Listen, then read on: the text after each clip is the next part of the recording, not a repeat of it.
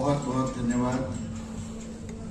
अब जिस घड़ी का हम सबको इंतजार है, जिस क्षण की हम प्रतीक्षा कर रहे हैं और जिनको सुनने के लिए हम ललायित हैं, ऐसे माननीय सरकार्यवाह श्री दत्ता जी उस बोले को आमंत्रित करता हूं कि वो अपना वक्तव्य रखें और हम सबको आशीर्वाद दें।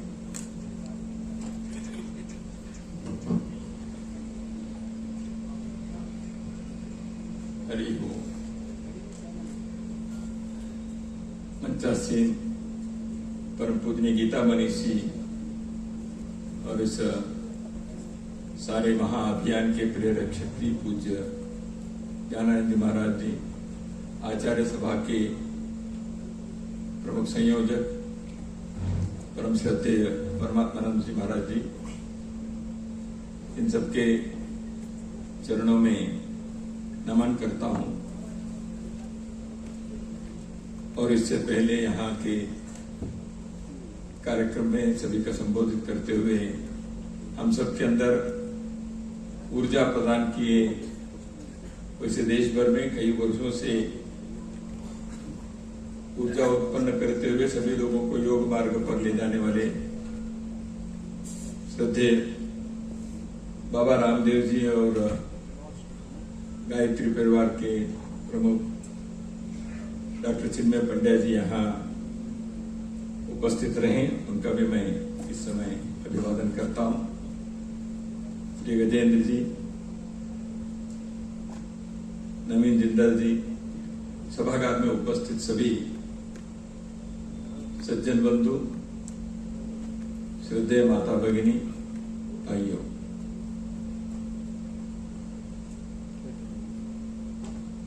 सभी लोग धीरे धीरे घड़ी देखने के प्रारंभ किए हैं और जिनको शीघ्रता से एयरपोर्ट पहुंचना है वगैरह है, वो सभी यहां से निकले हैं। हर एक को अपने समय आने पर निकलना पड़ता है, यही गीता के। लेकिन निकलने से पहले कुछ अच्छे काम करके तो जाओ, यही तो इस भूमि का संदेश है। और अच्छे करके जाने के लिए अच्छे रहना पड़ता है, तभी तो अच्छा हम कर सकते हैं। अच्छा रहना यानी क्या है? शरीर से, मन से, बुद्धि से, आत्मा से अपने को अच्छा रहना पड़ता है। इसलिए वो शरीर, मन, बुद्धि, आत्मा से अच्छे रहें, इसी के साधना को और इसी मार्गदर्शन को देने वाले विभूतियां आज मंच पर यहाँ पे ये सारे जो प्रपंच खड़ा किए हैं, वो इसी कारण से आप लोगों ने खड़ा किया है। हम उसका सही सदुपयोग करते हुए उस मार्ग पर चले, ये संकल्प अपने को चाहिए। इतना ही कह के मैं समाप्त करूं, ऐसे मेरे मन में आया। तो अभी वेलनेस डायग्नोस्टिक सेंटर वगैरह आज प्रारंभ किए हैं और वेदांता के डॉक्टर त्रेहान जी ने, आचार्य मनीष जी ने एलोपैथी, आयुर्वेद, होलिस्टिक, ये सारे करते हुए यहाँ इस सुविधा को खड़ा किए हैं। तो अच्छी बात है, इसका उपयोग करना चाहिए। जब मनुष्य के शारीरिक स्वास्थ्य बिगड़ता है तो कहीं तो कुछ करके उसको ठीक करना ही चाहिए। करना इसलिए क्योंकि अपने को धर्म चलाने हैं, इसलिए शरीर माध्यम खलु धर्म साधनम। शरीर को ठीक रखेंगे क्योंकि वही साधन है धर्म को चलाने के लिए। तो इसलिए शरीर को ठीक रखना पड़ेगा।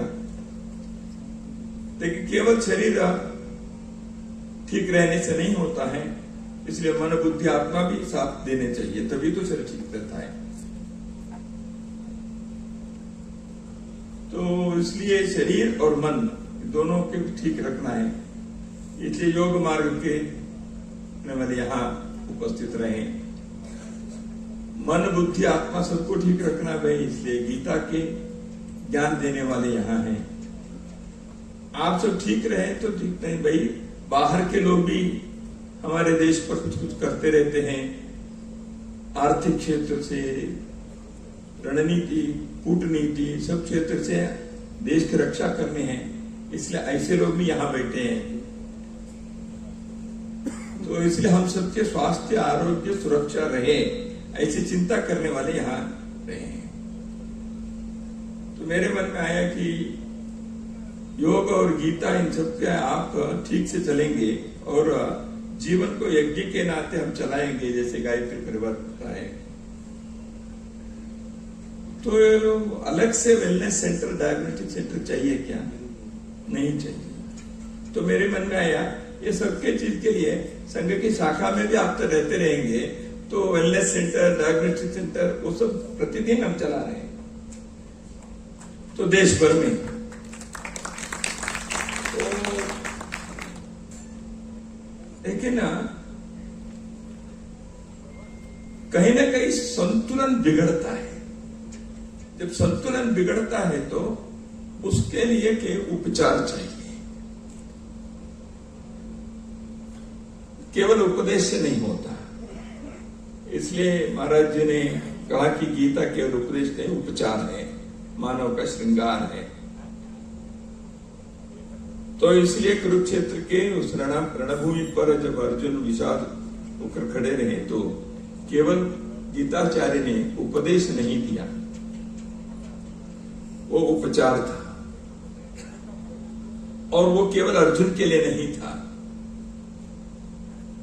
थोड़े से समय के बाद द्वापर युग अंत होने वाला था, तो इसलिए भगवान ने कुरुक्षेत्र में जो उपदेश दिया, जो उपचार बताए, वह कलयुग के हम लोगों के लिए था।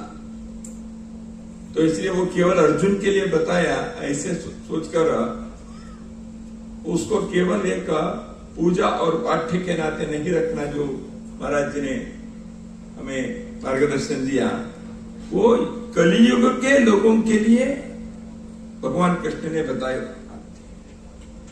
भारत के भूमि के संदर्भ में और भारत की संस्कृति के बारे में, यहाँ की महानता के बारे में हम सभी ने यहाँ सुना।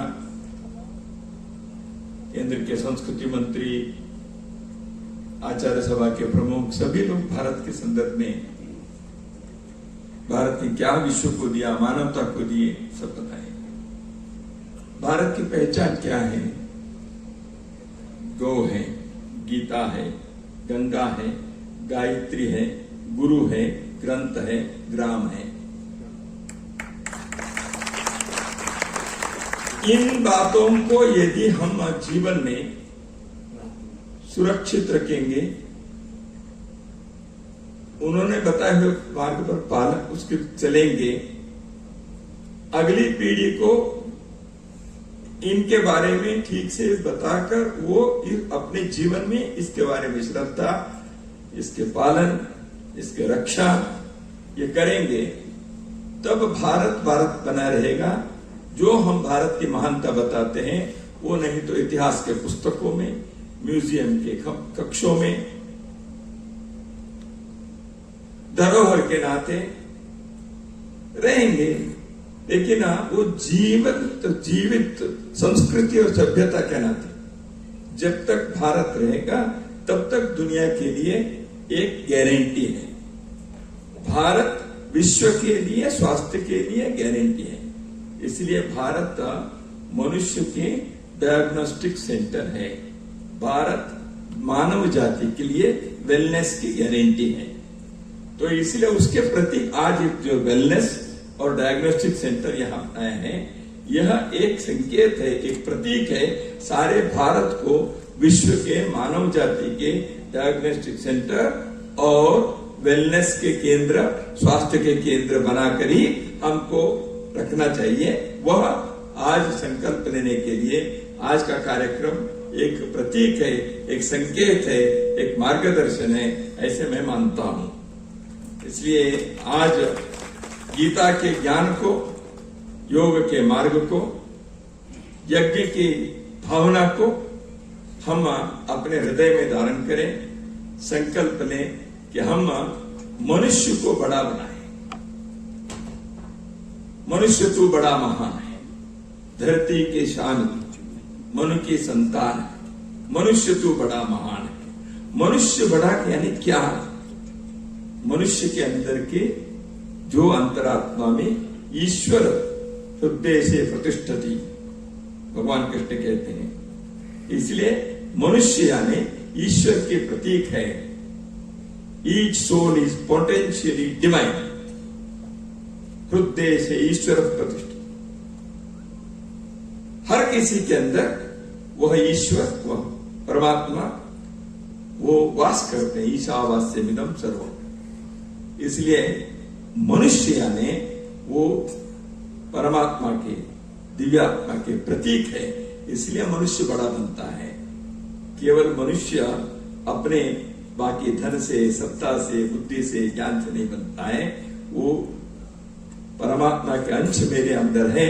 इस आत्मज्ञान से, उस प्रकार के आचरण और व्यवहार से मनुष्य ईश्वर के अंश के रूप में विद्यमान होता है। ऐसे मनुष्य को कहा गया है, मनुष्य तू बड़ा महान है, मनु की संतान है, धरती की शान है। हमें ऐसे मनुष्य को तैयार करने वाले इस भारत भूमि के संदेश को अपने जीवन में लाए। भारत को विश्व के लिए ऐसे एक मार्गदर्शक विश्व गुरु बनाना है। शिक्षक दिवस में हम सारे शिक्षकों को, सारे गुरुओं को हमने नमन तो किया ही है। विश्व के गुरु, विश्व के शिक्षक वो भारत है, उसको भी हम नमन करते हुए मेरे वाणी पर यही विराम देता हूँ। नमस्कार।